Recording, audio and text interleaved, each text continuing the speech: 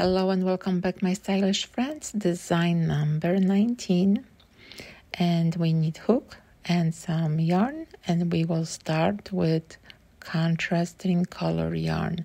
So choose the yarn you want this design to appear in your square. I will be choosing white yarn for my design. We start as usual, chain 4 and close the circle, and this is the way I'm doing this, and there is so many variation of how you make granny squares. So if you need instruction how I make this, please visit this video, and of course I will leave the link below. So the first round is very simple. We are making the whole round in one color yarn. We will start our second round in the same color, and then we change right away after the first cluster. And what we do in round number 2, we will be alternating each cluster with different color yarn. So far so good, it's simple. So let's finish round number 1. We cannot forget about chain 2, and I'm making slip stitch to the first stitch.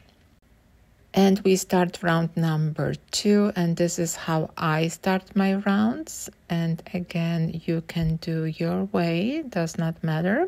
The matter is only how we changing yarn color. And the round number 2, we are making one cluster of each color. So I make white, now I chose my second color, and I will just make one cluster. And again, I will change yarn color every time I want to make another cluster.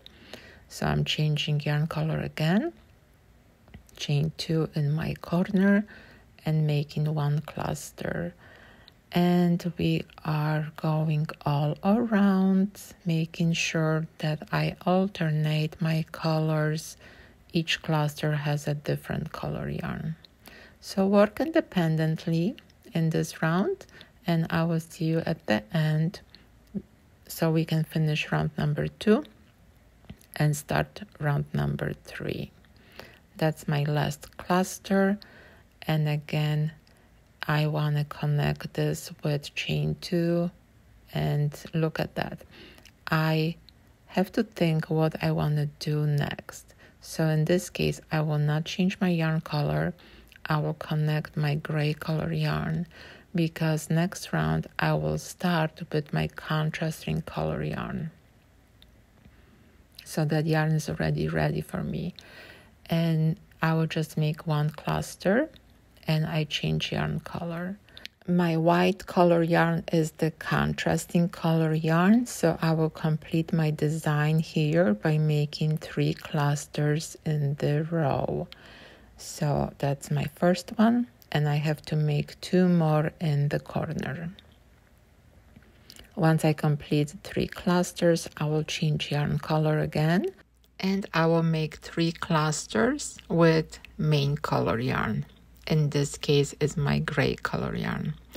So far, it's very simple, I believe, because we're making first round with one color yarn, which will be your design color yarn.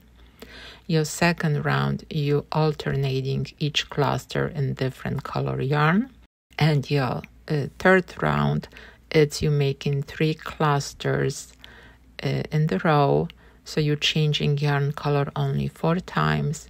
But I want to point very important thing when you're working granny squares with multiple color yarn. Make sure your yarn tension is a little bit looser than normally. And the reason for it is you want to have flexibility to your square, especially when you're making blanket. And also you will pick up some yarn carry over to hide it, and that's what I will show you in the next round. So let's finish round number 3. We have 1 more cluster to make and chain 2, slip stitch, and we are done. We start round number 4, but let me show you what we will be doing. We have to add only 1 cluster on each side. So we start with our main color yarn, and we will make 2 clusters until we get to the middle of the contrasting color clusters. And this is what I want to show you. When you see carryover yarn that is kind of bleeding to the right side, you can pick up that yarn and work your stitches around it. That will hide that yarn and is less visible on the right side. Okay, so let's make one cluster, and then we will carry yarn over to the other side. And once again, make sure your yarn tension is perfect for that project that you're making. And let me know if you have any challenges making this design, or any other questions you might have about crochet or knitting. I will be happy to help you with your project or show you maybe different variation how to make stuff.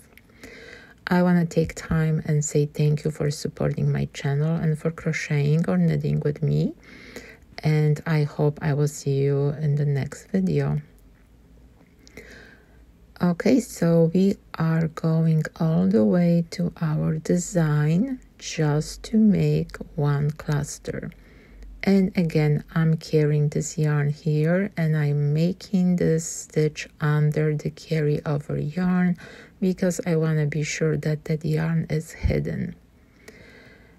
Also, I carry this white color yarn around because I do not want to cut and attach yarn again because that's extra tail to hide. This way I have only one tail to hide and I will be done.